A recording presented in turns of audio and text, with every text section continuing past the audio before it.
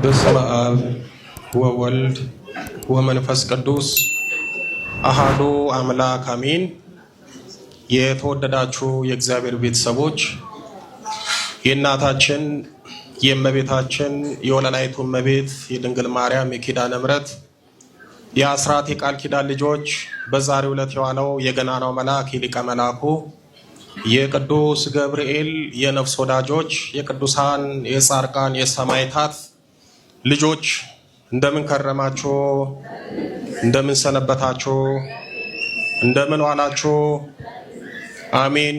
እግዚአብሔር አምላካችን በቸርነቱ ከያለንበት ሰብስቦን ለዚህ ለበረከት ቀን የጠራን ለዚህ ለበረከት ቀን ያደለን አምላከ ቅዱስ ገብርኤል ጌታችን መድኃኒታችን ኢየሱስ ክርስቶስ ከእናቱ ከድንግል ማርያም ጋር ክብር ምስጋና ይድረሳቸው። በዚህ በትንቢተ ዳንኤል በምዕራፍ 6 ቁጥር 22 ላይ እንዲህ የሚል ቃል አለ። ቃሉን አብረን እንላለን። አምላኬ በሉ እስኪ መልአኩን ልኮ የአንበሶችን አፍ ዘጋ። እግዚአብሔር አምላካችን የጠላቶቻችንን አፍ ይዝጋልን። ነቢየ እግዚአብሔር ቅዱስ ዳንኤል ችግር ውስጥ በወደቀበት ሰዓት፣ ታስሮ በጉድጓድ ውስጥ በታሰረበት ሰዓት የሚረዳው የሚያግዘው የሚደርስለት ሰው ባጣ ሰዓት፣ ሰው እያለው ሰው በሌለበት ሰዓት ይሄ የእግዚአብሔር ሰው ነቢየ እግዚአብሔር ቅዱስ ዳንኤል ከወደቀበት በመከራ ካለበት ይልቁንም ደግሞ ከተከበበበት አንበሳ እግዚአብሔር እንዲያድነው እንዲታደገው ወደ እግዚአብሔር ለመነ፣ እግዚአብሔርን ተማጸነ። በዚህን ሰዓት እግዚአብሔር አምላክ ከሰባቱ ሊቃነ መላእክት በሁለተኛ ማዕረግ ላይ የሚገኘውን ይህንን ገናና መልአክ ቅዱስ ገብርኤልን ላከለትና ታደገው። ከአንበሶችም አፍ አስጣለው። አንበሶቹ ነቢየ እግዚአብሔር ቅዱስ ዳንኤልን ሊዘነጣጥሉት ሊበሉት በመጡ ሰዓት ቅዱስ ገብርኤል ሆይ የአንበሶችን አፍ ዝጋልኝ፣ ከነዚህም ከመበላት አድነኝ፣ ታምርን ግለጽልኝ ብሎ ይሄንን ገናና መልአክ ሲማጸነው ይሄ ታላቁ መልአክ ቅዱስ ገብርኤል እንዳይነ ጥቅሻ መጣና የጠላቶቹን የአንበሶቹን ይልቁንም ደግሞ የጠላቶቹንም የሰዎችን ክፋታቸውን የአንበሶችን ደግሞ አፋቸውን ዘጋለት። ይበላል፣ ይቦጫጨቃል፣ ይዘነጣጠላል ተብሎ የተጣለው ዳንኤል ሊበሉት የመጡት አንበሶች ጭራሽ እየላሱት እያጫወቱት እየሰገዱለት የራሱ ጠላቶች እንግዲህ ተመለከቱ ማለት ነው። በዚህን ሰዓት ዳንኤል እጅግ በጣም ደስ አለውና አምላኬ አለ። ማን አለ? አምላኬ አለ። ሁላችንም በጸሎታችን ውስጥ አምላኬ ብለን እንጠራለን አይደል? እግዚአብሔር አምላክ ለኛ አምላካችን ነው። ስለዚህ ዳንኤል አምላኬ መልአኩን ላከና የአንበሶችን አፍ ዘጋ አለ። ዛሬ ብዙ ጠላቶች አሉ፣ የክፋት አፋቸውን የሚከፍቱ የተንኮል አፋቸውን የሚከፍቱ እናንተን በክፋት ለመጣል ብዙ ርቀት የሚሄዱ ሰዎች አሉ። እንደዚህ አይነት ፈተናና ችግር ውስጥ የወደቀን ሰዎች እንደ ዳንኤል ይህንን ታላቁን መልአክ ጠርተን ቅዱስ ገብርኤል ሆይ የጠላቶቼን አፍ ዝጋ፣ ጠላቶቼን አሳፍርልን ካል ይሄ ታላቁ መልአክ ቅዱስ ገብርኤል ይዘጋል። ምክንያቱም ጸጋው፣ ሹመቱ፣ በረከቱ፣ ስራው ይሄ ስለሆነ እግዚአብሔር አምላክ በጠላቶቻችን ላይ እንድንሰለጥን ያደረገን ቅዱስ ገብርኤልን ሰጥቶን ነው። እኛ ስጋ ለባሽነን በራሳችን ምንም የምናደርገው ነገር የለም። ነገር ግን እንደነዚህ አይነት ቅዱሳን መላእክትን ይዘን መሻገር እንችላለን፣ ማለፍ እንችላለን፣ የጠላቶቻችንን አፍ ማዘጋት እንችላለን። ስለዚህ ነቢየ እግዚአብሔር ቅዱስ ዳንኤል አምላኬ መልአኩን ልኮ የአንበሶችን አፍ ዘጋ አለ። በዛሬው ዕለት ሐምሌ 19 ቀን እግዚአብሔር አምላካችን ይህንን ታላቁን መልአክ ልኮ የጠላቶቻቸውን አፍ የዘጋበት ያሳፈረበት እናቱን ቅድስት ኢየሉጣንና ሕፃኑ ቂርቆስን ደግሞ ከእሳት ያወጣበት ታላቅ ቀን ነው። እንደምታውቁት ቤተክርስቲያናችን ይህንን ታላቁን መልአክ በዓመት 2 ጊዜ በሰፊው ታከብራለች፣ ታነግሳለች። የመጀመሪያው ታኅሳስ 19 ቀን ነው። ይሄ ቀን ደግሞ ሰለስቱ ደቂቅን ወይም ደግሞ ሶስቱን ወጣት አናንያ፣ አዛርያ፣ ሚሳኤል የሚባሉትን ከእሳት ተጥለው ያወጣበት ነው። ይሄ ታሪክ በመጽሐፍ ቅዱስ በተለይም ደግሞ በብሉይ ኪዳን ዘመን የተደረገ ታሪክ ነው። በትንቢተ ዳንኤል በምዕራፍ 3 ጀምሮ ሙሉ ታሪኩን ታገኙታላችሁ። ቤታችሁ ስትገቡ ማንበብ ትችላላችሁ። ናቡከደነጾር የተባለ አላዊ ንጉስ ቁመቱ 60 ክንድ ወርዱ ደግሞ 6 ክንድ የሆነ የወርቅ ምስል አቁሞ እነዚህን ሶስቱን ወጣት ለጣዖት ስገዱ እግዚአብሔርን ካዱ ባላቸው ሰዓት የለም እኛ እግዚአብሔርን አንክድም ለጣዖት አንሰግድም በማለት በብዙ መከራና ፈተና አልፈው በመጨረሻ በእሳት ውስጥ በተጣሉ ጊዜ ይሄ ታላቁ መልአክ ቅዱስ ገብርኤል መጥቶ ከዛ ከእሳት አዳናቸው፣ ወይም ደግሞ አራተኛ ሰው መስሎ ታይቶ ታደጋቸው። በጣም የሚደንቀው የታኅሳስ ቅዱስ ገብርኤል ክብረ በዓሉ በመጽሐፍ ቅዱስ የተጻፈና የተከተበ የተቀመጠ ነገር ነው። በትንቢተ ዳንኤል በምዕራፍ 3 ጀምሮ እንደነገርኳችሁ እዛ ላይ ማየትና መመልከት ይቻላል። ይሄ በዘመነ ብሉይ ኪዳን የተደረገ ታምርና ታሪክ ነው። ነገር ግን ዛሬ የምናከብረው በብሉይ ኪዳን ዘመን ያልተደረገ በሐዲስ ኪዳን ይልቁንም ደግሞ በዘመነ ሰማዕታት ጌታችን መድኃኒታችን ኢየሱስ ክርስቶስ ተሰቅሎ ከሞተና ካረገ በኋላ በቤተ ክርስቲያናችን ዘመነ ሰማዕታት የሚባል ጊዜ አለ። ያ ጊዜ ደግሞ ብዙ ሰማዕታት የተገደሉበት፣ አብያተ ክርስቲያናትና ገዳማት የፈረሱበት፣ ምዕመናንና ምዕመናት ክርስቲያኖች ደግሞ ሀገራቸውን፣ ቤታቸውን፣ ቀያቸውን ጥለው የተሰደዱበት፣ በሰው ሕሊናና ልቦና የማይታሰብ መከራ የተቀበሉበት ጊዜ ነበረ። በዘመነ ሰማዕታት እንግዲህ ገድለ ቅዱሳንን ስንመለከት ከምናገኛቸው ገድላት ውስጥ አንዱ በዛሬው ዕለት ስማቸውን የጠራናቸው የእናታችን የቅድስት ኢየሉጣና የሕፃኑ የቅዱስ ቂርቆስ ገድል ነው። እንግዲህ እነዚህ ልጅና እናት ሮም በአሁኗ ደግሞ በጣሊያን አንጌቤን በምትባል ሀገር ነበር የሚኖሩት። በዛ ሀገር እጅግ በጣም እግዚአብሔርን የማይፈራና የማያፍር ክርስቲያኖችን የሚያሳድድ የሚጨፈጭፍ አብያተ ክርስቲያናትን የሚያፈርስ ለክርስቲያኖች ማዕትና መቅሰፍት የነበረ እለእስክንድሮስ የሚባል አላዊ ንጉስ ተነስቶ ነበረ። በዛን ዘመን ብዙ ክርስቲያኖች ክርስቲያን በመሆናቸው ብቻ ጌታችን መድኃኒታችን ኢየሱስ ክርስቶስን በማምለካቸው ብቻ ብዙ መከራና ፈተና ስደት ይደርስባቸው ነበረ። ይህ ስደትና ፈተና መከራ ከደረሰባቸው ሰዎች አንዱ ሕፃኑ ቂርቆስና ቅድስት ኢየሉጣ ናት። መከራውን ፈተናውን የመጣውን ማይበል እነሱ እንደሰው ፈርተው ሸሽተው እስኪ ይሄ ፈተና ጊዜ እስኪያልፍልን ድረስ ዞር እንብል፣ ፈተናው የሚለፍ ፈተናው ካለፈ በኋላ እንመጣለን፣ ክርስትና ሕይወታችንን እንቀጥላለን ብለው ከሮም ተነስተው አንጌቤን ከሚባል ሀገር ተነስተው ወደ ጠርሴስ ወደምትባል ሀገር ሄዱ። በዛም ሲሄዱ የነበረው መከራ አንድ አይነት ነው። በተለይ ደግሞ እለእስክንድሮስ ሁለቱን ይፈልጋቸው ነበርና ወታደሮች ልኮ አሲዞ አመጣቸው። ከዛ በእውነት እኔ በዚህ መድረክ ላይ ልነግራችሁም አልችለው በገድሉ ላይ እጅግ በጣም በሰፊው ስለተገለጸ ሰዓት ስለማይበቃን እንጂ እናትና ልጅን እጅግ በጣም መከራ አብዝቶባቸው በብዙ ፈትኗቸው በመጨረሻ የሚያደርገውን ሲያጣ በዛሬው ዕለት ለጣዖት አትሰግዱም ወይ ክርስቶስን አትክዱም ወይ ተብለው የለም ለጣዖት አንሰግድም ክርስቶስን አንክድም፣ ለጣዖት የማትሰግዱ ክርስቶስን የማትክዱ ከሆነ የሚጠብቃችሁ የእሳት ሞት ነው ብሎ እሳቱን አነደደ።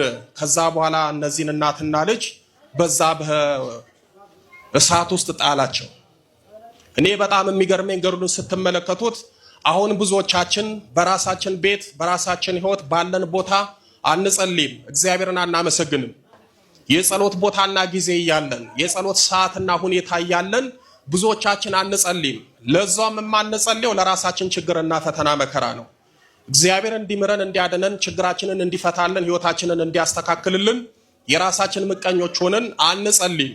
እኔ በጣም የሚደንቀኝ እነዚህ እናትና ልጅ ወይም ደግሞ ቅዱስ ቂርቆስና ቅድስት ኢየሉጣ በእሳት ውስጥ በተጣሉበት ሰዓት እግዚአብሔር አምላክ ከዚህ ሰዓት እንዲያድናቸው እንዲያወጣቸው ወደ ቅዱስ ገብርኤል ይለምኑና ይማጸኑ ነበረ። እግዚአብሔር ሆይ ከዚህ ሰዓት አድነን፣ ገናናው መልአክ ሊቀ መላኩ ቅዱስ ገብርኤል ሆይ ከእሳት ታደገን፣ 3 ደቂቅን እያለ ይልቁንም ሕፃኑ ቂርቆስ 3 ደቂቅን እንዳዳንካቸው እኔንም እናቴንም አድነኝ፣ ከዚህ ሰዓት አውጣኝ፣ የእሳቱንም ነበልባል አጥፋልኝ እያለ ወደ ቅዱስ ገብርኤል ይለምናል። ይሄ እኮ እንዴት አይነት ጽናትና መታደል ነው! ሰው በእሳት ተጥሎ እቃጠላለሁ ብሎ ያስባል እንጂ ሕሊናና ልቦናውን ገዝቶ ተረጋግቶ ወደ እግዚአብሔር አይጸልይም፣ አይለምንም። ይቃጠላል እንጂ ከሚቃጠለው እሳት አውጣኝ አድነኝ አይልም። በጣም የሚደንቅ ነው። እነሱ ግን እግዚአብሔር አምላክ ከዚህ ሰዓት እንዲያድናቸው መልአኩ ደግሞ እንዲታደጋቸው በዛ በተጣሉበት በእሳት ውስጥ ሆነው ይጸልዩና ይለምኑ ነበረ። እግዚአብሔር አምላክ ልመናቸውን ጸሎታቸውን ሰማና ይህንን ታላቁን መልአክ ቅዱስ ገብርኤልን ወደ እነሱ ላከ። ወደ እነሱ ምን አደረገ አልኳችሁ? ወደ እነሱ ላከ ማለት ነው። በዚህ በትንቢተ ዳንኤል በምዕራፍ 9 ቁጥር 21 ላይ እንዲህ የሚል ቃል አለ። ገብርኤል በሉ እስኪ እነሆ እየበረረ መጣ፣ በማታም መስዋዕት ጊዜ ዳሰሰኝ። በእውነት ቅዱስ ገብርኤል ሁላችንንም ይዳሰን። ይህ ታላቁ መልአክ ከሰማይ ወርዶ ክንፉን እያማታ እየበረረ እንደሚመጣ ነቢየ እግዚአብሔር ቅዱስ ዳንኤል በምዕራፍ 9 ቁጥር 21 ላይ ተናግሯል። ገብርኤል እነሆ እየበረረ መጣ፣ በማታም በመስዋዕት ጊዜ ዳሰሰኝ አለ። ገብርኤልን የሚጠሩት፣ ገብርኤልን የሚማጸኑት፣ ገብርኤልን በችግራቸው ጊዜ ድረስልኝ ብለው የለመኑት ሰዎች ቅዱስ ገብርኤል ወደ እነሱ እየበረረ ይመጣል። ሲመጣ አያዩትም። ችግራቸውን ሲነግሩትም እነሱ አያዩም። ነገር ግን በችግራቸው፣ በፈተናቸው፣ በመከራቸው መካከል ጣልቃ በመግባት ያንን ያርቅላቸዋል። ለሕፃኑ ቂርቆስና ለቅድስት ኢየሉጣ ግን ዳንኤል ገብርኤል እነሆ እየበረረ ወደ እኔ መጣ እንዳለ ወደ እነሱ እየበረረ መጣ። በእውነት ቅዱስ ገብርኤል እየበረረ ወደ እኛ ይምጣልን። ዛሬ ቅዱስ ገብርኤል ሊያስወግድልን የሚገባን ብዙ ችግር የለንም አለን። በዘመናችን መላእክት አያስፈልጉም፣ አያማልዱም፣ አይራዱም፣ አይረዱም የሚሉ ብዙ ሰዎች አሉ፣ ትሰማላችሁ። በነገራችን ላይ ለእኛ ለሰው ለዛውም በስባሽ ፈራሽ ስጋ ለለበስን ለተራ ሰዎች ለእኛ አይደለም እኮ ቅዱስ ገብርኤል እንደው ሰው ያስፈልገናል አያስፈልገንም? ዛሬ እኮ ለሰው ሰው ያስፈልገዋል። ስጋ የለበሰው ደካማው እንደው ብትደገፉት እንደ ሸንበቆ የሚሰበረው ተስፋ ሰጥቶ ተስፋውን የሚያጥፈው እውነት ተናግሮ ሐሰት የሚናገረው ሰው እንኳን ለሰው ያስፈልጋል። ይሄ ታዲያ ቅዱስ ገብርኤል ለኔና ለእናንተ ያስፈልጋል አያስፈልግም? ያስፈልጋል። ቅዱስ ገብርኤልን የሚማጸኑ ሰዎች የቅዱስ ገብርኤልን እርዳታ ይልቁንም ደግሞ መላካዊ እርዳታ ያገኛሉ። በተጣሉበት ሰዓት ቅዱስ ገብርኤልን ጠሩት። ይሄ ገናናው መልአክ ቅዱስ ገብርኤል ወደ እነሱ መጣ። የሚነደውን እሳት አቀዘቀዘ፣ እንደ ውሃ አደረገላቸው፣ ከሚነደውም እሳት አወጣቸው። በእውነት እግዚአብሔር ከሚነደው እሳት ያውጣል። ብዙዎቻችን ዛሬ ችግር የለብንም አለብን። ትዳራችን ሰላም የለውም፣ እንደ እሳት ይነዳል።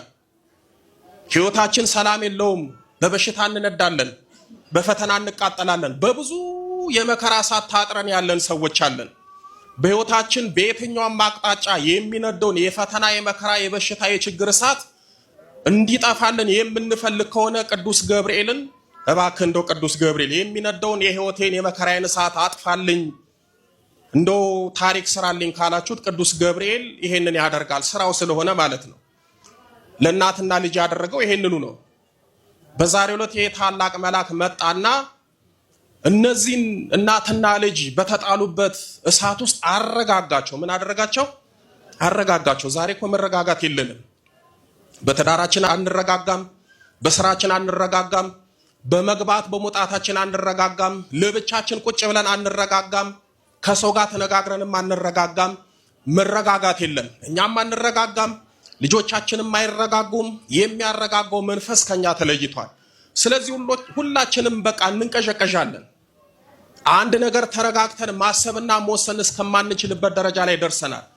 ይህንን ታላቁን መልአክ ቅዱስ ገብርኤልን የምትማጸኑ ሰዎች አንዱ በሕይወታችሁ የምታተርፉት መረጋጋት ነው። በነገራችን ላይ መረጋጋት ሲባል ቀላል ነገር እንዳይመስላችሁ። ለምሳሌ እንደው አሁን በቀላሉ ልንገራችሁ። አሁን በዚህ በዘመነ ቲክቶክ አብዛኛው ሰው ለብቻው ቁጭ ብሎ መረጋጋት ስላልቻለ ራሱን ለመሸሽ ወይም ደግሞ ራሱን በሆነ ነገር ውስጥ ለመደበቅ ቲክቶኩን ይከፍትና ዝም ብሎ ያያል። አይቶም ደግሞ እኮ አይረጋጋም፣ ስክሮል ያደርጋል። አንዱን ያያል፣ አንዱንም አይቶ አይረጋጋም፣ ሌላ ያያል። ቀኑን ሙሉ ሌሊቱን ሙሉ ሳይረጋጉ የማያረጋጋ ነገር እያዩ ሳይረጋጉ የሚኖሩ ሰዎች አሉ። እነዚህን ሰዎች ወደ አንድ ገዳም ወስዳችሁ አይደለም ለ3 ቀን ለ3 ሰዓት ቁጭ ብታረጓቸው ያብዳሉ። መረጋጋት ሲጠፋ አንድ ቦታ ቁጭ ብለን ስለ ራሳችን ማሰብ አንችልም። በነገራችን ላይ ብዙ ሰዎች ስለማይረጋጉ እንደው ለችግራቸው ቤተክርስቲያን ገብተው ጸሎታቸውን አድርገው ወይም ደግሞ ጸሎታቸውን እስኪያደርጉ ድረስ መረጋጋት አቅቷቸው ጸሎታቸውን የሚተው ሐሳባቸው የሚበታተንባቸው ጸሎታቸውን ከጨረሱ በኋላ ለ10 ለ15 ደቂቃ ቁጭ ብለው በልቦናቸው በህሊናቸው ከእግዚአብሔር ጋር ለመነጋገር ለመመካከር ጊዜ ያጡ መረጋጋት ያቃታቸው ቤተክርስቲያንን እብስ ብሎ የሚወጡ በጣም እልፍ ሰዎች አሉ። በሚያረጋጋው ቦታ የማይረጋጉ ብዙ ሰዎች አሉ። የሚያረጋጋንን መንፈስ ቅዱስ ስናጣ በቤተክርስቲያን ውስጥ መረጋጋትን እናጣለን። የሚያረጋጋው ቦታ መረጋጋት ያቅተናል። እና እኔ ደንቀኛል። አንዳንድ አሁን ከቅዳሴ ስንወጣ እንደው በቃ ሰው እቱ በሰላም እስኪባል አይጠብቅም። ንቅል ብሎ ብር ብሎ ግር ብሎ ይሄዳል። ወይ ጉድ እላለሁ። ሰው በዚህ ደረጃ ነው ከራሱ ጋር የተጣላው። ሰው በዚህ ደረጃ ነው እግዚአብሔር ቤት መጥቶ ተረጋግቶ መሄድ እንደው ያልቻለው እያልኩ በጣም ይገርመኛል። እና መረጋጋት ያቅተናል። በህይወታችሁ መረጋጋት ያቃታችሁ ሰዎች ይሄንን መልአክ ቅዱስ ገብርኤልን ተማጸኑት። አረጋጊ መልአክ ነው፣ አጽናኝ መልአክ ነው፣ ያረጋጋል። ታውቃላችሁ አይደል? እመቤታችን ድንግል ማርያምን አበሰራት፣ አረጋጋት፣ ብዙ ነገር አደረጋት። እንደውም ስለ እመቤታችን ካነሳን ዘንድ በዚህ በሉቃስ ወንጌል በምዕራፍ 1 ቁጥር 27 ጀምሮ መልአኩም ወደ እርሷ ገብቶ ደስ ይበልሽ አላት። ምን አላት? ደስ ይበልሽ አላት። አረጋጋት፣ ደስታን ሰጣት። ደስታ ስለነበራት እመቤታችን ደስ ይበልሽ ብሎ ቅዱስ ገብርኤል አረጋጋት፣ ሰላምታ ሰጣት። ከዛም በኋላ ጸጋን የተሞላሽ ሆይ ጌታ ካንቺ ጋር ነው፣ አንቺ ከሴቶች መካከል የተባረክሽ ነሽ አላት። ሰላምታውን አቀረበላት። ከዛ በኋላ እመቤታችን የእግዚአብሔርን ጸጋ እንደተመላች፣ የእግዚአብሔርን ጸጋ እንደታደለች፣ የእግዚአብሔርን ጸጋ እንደያዘች ይሄ ገናናው መልአክ ጸጋን የተሞላሽ ብሎ ነገራት። ዛሬኛ ምንድነው የሞላን? እስኪ እንደው ጸጋ እግዚአብሔር ነው በውስጣችን የሞላው። ሰላም እግዚአብሔር ነው በውስጣችን የሞላው። ፍቅርና አንድነት ክብር ነው በውስጣችን የሞላው። ምንድነው እስኪ የሞላው? በእውነት ክፉ መናፍስት ነው አይደል ውስጣችን የሞሉት? ክፉ ሐሳብ ነው ውስጣችን የሞላው። አንዳንዶቻችን ከጸጉር እስከ ጥፍር የዝሙት መንፈስ ሞልቶ ተቆጣጥሮ የሚያሰቃየን ሰዎች አለን። የዝሙት ሐሳብና ዝሙት ብቻ የተሞላን ሰዎች አለን። ያንን እያሰብን የምንጨነቅ የምንሳቀቅ ግራ የምንጋባ ብዙ ሰዎች አለን። እመቤታችን ግን ጸጋ እግዚአብሔር ነው የተሞላቸው። አንዳንዱ ሰላም ማጣትን መረበሽን የተሞላ አለ። ራሱ ተጨንቆ ራሱ ተረብሾ ትዳሩን ይረብሻል፣ ልጆቹን ይረብሻል፣ አጠገቡ ያለውን ቤተሰብ ይረብሻል። ተረብሾ ለሌሎቹ የመረበሽ ምክንያት ይሆናል። ምክንያቱም መንፈስ ቅዱስ ውስጣችን ስላልመላ። እመቤታችን ግን ጸጋ እግዚአብሔር የሞላባት ናት። ዛሬ እስኪኛ ምንድነው የሞላን? አንዳንዱ ክፋት ነው የሞላበት፣ አንዳንዱ ተንኮል ነው የሞላበት፣ አንዳንዱ ሸር ነው የሞላበት፣ አንዳንዱ አንዱን እንዴት እንደሚጥል ክፉ ሐሳብ ነው የሞላበት፣ አንዳንዱ ደግሞ እከሌ ከሌት እንዴት በለጠችን ብሎ ምቀኝነት ነው የሞላበት። እኔ ገርመኛል። በአሁን ሰዓት እኮ ምቀኝነቱ ከቤተ ክህነትም ከቤተ መንግስትም ከቤትም ከማህበረሰብም ሞልቶ ተርፎ ሰፍኖ ይኸው ችግር ውስጥ ገብተናል። ምቀኝነትና ክፋት ከአፍ እስከ ገደፍ የመላበት ዘመን ቢኖር ይሄ ዘመን ነው። አብዛኛው ሰው ችግር ውስጥ ገብቷል። የገዛ ጓደኛው የገዛው ቤተሰቡ ምቀኛ ሆኖበታል። ጥሩ ነው ብላችሁ የተጠጋችሁት ሰው ከትንሽ ጊዜ በኋላ ሌላ ሰው ሆኖ ታገኙታላችሁ። ምክንያቱም የምንጠጋቸው ሰዎች ጸጋ እግዚአብሔር የሞላቸው ሳይሆን ክፋት የሞላቸው ክፉ መንፈስ የሞላቸው ነው። አንዳንዶቻችን ደግሞ ምንም በማናውቀው የቤተሰቦቻችን ዛር ሞልተውናል። አንዳንዱ ደግሞ አብሮ ያደገው አይነ ጥላ ውስጡ ሞልቶታል። አንዳንዱ ደግሞ መተቱ ክፋቱ ብዙ ነገር ተሞልቶ የሚሰቃይ ብዙ ሰው አለ። እመቤታችንን ግን ቅዱስ ገብርኤል ጸጋን የተመላሽ ብሎ አረጋጋት። በእውነት እግዚአብሔር አምላክ የሚያረጋጋውን መልአክ ለሁላችን የሚላክልን። እርሷን ባየችው ጊዜ ከንግግሩ የተነሳ በጣም ደነገጠች ይላል። ወላዲት አምላክ እመቤታችን ይሄንን ገናናው መልአክ ቅዱስ ገብርኤልን ስትመለከት አንደኛ ተረጋጋች። ከግርማው ከድምፁ የተነሳ ይሄንን ደግሞ የምስራች ስትሰማ እመቤታችን አየችና ቅዱስ ገብርኤልን ስታየው ደነገጠች። ቅዱስ ገብርኤል ያስደነግጣል። ቅዱስ ገብርኤል ያስፈራል። ባለ ግርማ ነው። እንኳን እኔና እናንተ መጽሐፍ ቅዱስ የሚናገረው እመቤታችን ድንግል ማርያም መልአኩን እንኳን ስታይ እንደደነገጠች ተናግሯል። እኛ ቅዱስ ገብርኤል ስሙ ሲጠራ እንደነግጥም። አሁን ያለው ትውልድ ቅዱስ ገብርኤል ስሙ ሲጠራ አይደነግጥም። እንደውም አፍ ይካፈታል፣ አፉን ወደ ሰማይ ይከፍታል፣ መልአኩ ላይ ደግሞ እንጥጥ ይላል። ይህንን የሚያስደነግጥ መልአክ በእውነት አፋቸውን የሚከፍቱበት በነፍሳቸው ዋጋ ያገኛሉ። እርሷን ባየችው ጊዜ ከንግግሩ በጣም ደነገጠች። ይህ እንዴት ያለ ሰላምታ ነው ብላ አሰበች። መልአኩም እንዲህ አላት፣ ማርያም ወይ በእግዚአብሔር ፊት ጸጋን አግኝተሻልና አትፍሪ አላት። ምን አታድርጊ አላት? አትፍሪ። ቅዱስ ገብርኤል አትፍሩ ነው የሚለው። ታስታውሳላችሁ አይደል? ለሰለስቱ ደቂቅን በተጣሉ ጊዜ አይዟችሁ እሳቱ አያቃጥላችሁ ምን ስላለው አትፍሩ አላቸው። አልፈሩ። ሕፃኑ ቂርቆስና ቅድስት ኢየሉጣም እሳቱ ሲጣሉ እኔ ያለው አይዟችሁ አትፍሩ። ቅዱስ ገብርኤል ሁሌ የሚናገረው ለወዳጆቹ አለውላችሁ አትፍሩ ነው። ዛሬ ግን እኛ በፍርሃት ውስጥ ወድቀናል። ትዳሩ የሚያስፈራው አለ፣ ሀገሩ የሚያስፈራው አለ፣ ሰላሙ የሚያስፈራው አለ፣ ጤናው የሚያስፈራው አለ። ብዙ ነገር ያስፈራናል። ብቻ በፍርሃት ተውጠናል፣ በፍርሃት ተይዘናል፣ በፍርሃት ታጥረናል። ነገር ግን ቅዱስ ገብርኤል በእውነት ለወዳጆቹ የሚናገረው ቃል አለውላችሁ አይዟችሁ አትፍሩ ነው የሚለው። ቅዱስ ገብርኤልን የያዘ ደግሞ አይፈራም። ፍርሃትን የሚያርቀውን መልአክ የያዘ ሰው አይፈራም። ብዙዎቻችሁ ትፈራላችሁ አይደል? ከዛሬ ነገ ሞታለሁ ብላችሁ የምትፈሩ አላችሁ። ከዛሬ ነገ ህይወቴ ይበላሻል ብላችሁ የምትፈሩ ሰዎች አላችሁ። የጀመርኩት ነገር ከፍጻሜ አይደርስም ብላችሁ የምትፈሩ ሰዎች አላችሁ። ብቻ በየትኛውም አቅጣጫ የምንፈራ የምንተባ ብዙ ሰዎች አለን። እንዲህ አይነት ችግር ያለብን ሰዎች አንዱ መፍትሄና መድኃኒቱ ይሄ ታላቁ መልአክ ቅዱስ ገብርኤል ነው። ስለዚህ እመቤታችንን በቃ አትፍሪ ነው ያላት። ቅዱስ ገብርኤል በእውነት ሁላችንንም አትፍሩ ይበለን። ቅዱስ ገብርኤልን የሚይዝ ሰው ፍርሃት ይርቅለታል። መልአኩን ከያዛችሁ ምን ትሆናላችሁ? ምንም አትሆኑም። ፍርሃትን የሚያርቀውን የሚያስፈራውን መልአክ ከያዛችሁ አትፈሩም፣ ትፈራላችሁ። ብትፈሩም ራሱ እንደ ሰው ስጋ ነውና የለበሳችሁት ፍርሃታችሁን ማን ያርቅላችኋል? ይሄ ታላቁ መልአክ ቅዱስ ገብርኤል ያርቅላችኋል። እነሆ ትጸንሻለሽ፣ ወንድ ልጅም ትወልጃለሽ፣ ስሙንም ኢየሱስ ትይዋለሽ። እርሱም ታላቅ ይሆናል፣ የልዑል ልጅም ይባላል። ጌታ አምላክም የአባቱን የዳዊት ዙፋን ይሰጠዋል፣ በያዕቆብ ቤትም ላይ ለዘላለም ይነግሣል፣ ለመንግስቱም መጨረሻ የለውም። ማርያምም መልአኩን ወንድ ስለማላውቅ ይህ እንዴት ይሆናል አለች። አሁንም እመቤታችን መልአኩ ፊት ነው የቆመችው። ንግግር ጀምራለች፣ ቀጥላለች። መልአኩን ጠየቀችው። ጌታችን መድኃኒታችን ኢየሱስ ክርስቶስን ከሦስቱ አካላት አንዱን እንደምትወልደው፣ መንግስቱ ዘላለማዊ እንደሆነ፣ ኃያል መካር አምላክ እንደሆነ እየነገራት፣ እሷ ግን አንድ ጥያቄ ጠየቀችው። ከሰማች በኋላ ይህ ነገር እንዴት ይሆንልኛል? ምክንያቱም እኔ ድንግል ነኝ፣ ወንድ አላውቅም፣ እንዴት ይሆናል ብላ መልአኩን ጠየቀችው። እኔ በጣም ይገርመኛል። መልአኩ ቅዱስ ገብርኤል ያሉን እንስማ። መልአኩም እንዲህ አላት፣ መንፈስ ቅዱስ በአንቺ ላይ ይመጣል፣ የልዑል ኃይልም ይጸልልሻል። ስለዚህ ደግሞ ከአንቺ የሚወለደው ቅዱስ የእግዚአብሔር ልጅ ይባላል። እነሆ ዘመድሽ ኤልሳቤጥም እርሷም ደግሞ በእርጅናዋ ወንድ ልጅ ጸንሳለች፣ ለእርሷም መካን ትባል ነበረች። ይህ 6 ወር ሆነ፣ ለእግዚአብሔር የሚሳነው ነገር የለምና አለ። በጣም ነው የሚደንቀው። ቅዱስ ገብርኤል እመቤታችንን ለማሳመን የሄደበትን ርቀት ስትሄዱ በጣም ነው የሚደንቀው። እንዴት አይነት መዋደድና መከባበር ነው! ቅዱስ ገብርኤል መጣ፣ ነገራት። ወንድ አላውቅም አለች። ከዛ እንድታምን ብሎ ነገራት። አሁን ለዘካርያስ እንደዚህ ብሎ አላስረዳውም፣ ባልነገረውም። በአንቺ ላይ መንፈስ ቅዱስ ይመጣል፣ የሚወለደውም በግብረ መንፈስ ቅዱስ ነው። ከዛስ አስቀድማ ከአንቺ በፊት የነበረችው ኤልሳቤጥ ዘመድሽ፣ እሷ ደግሞ መካን ነበረች፣ ልጅ የላትም።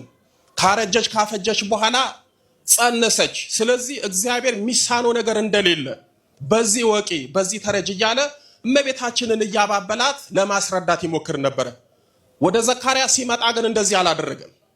ካህኑ ዘካርያስ ልጅ አልነበረውም። በቤተ መቅደስ እያጠነ በነበረበት ሰዓት እግዚአብሔር አምላክ የተባረከ የተቀደሰ ልጅ እንዲሰጠው ይለምናል፣ መስዋዕት ያሳርጋል፣ ዕጣኑን ያጥናል። ከዕለታት አንድ ቀን ካህኑ ዘካርያስ በቤተ መቅደስ ዕጣን በሚያጥንበት መስዋዕት በሚያሳርግበት ሰዓት ይሄው መልአክ ቅዱስ ገብርኤል ወደሱ መጣ። ከመጣ በኋላ እነሆ ዘካርያስ እግዚአብሔር ጸሎትን ልመናን ሰምቷል፣ ወንድ ልጅ ትወልዳለህ፣ ስሙንም ዮሐንስ ትሏለህ ብሎ እስከ ስሙ ምልክት ሁሉ ሲነግረው ካህኑ ዘካርያስ ምን አለ? እነሆ እኔ አርጅቻለሁ፣ ሚስቴም አፍጅታለች፣ ልማደ አንስት ቀርቷል። እኔ እንዴት ይሆንልኛል?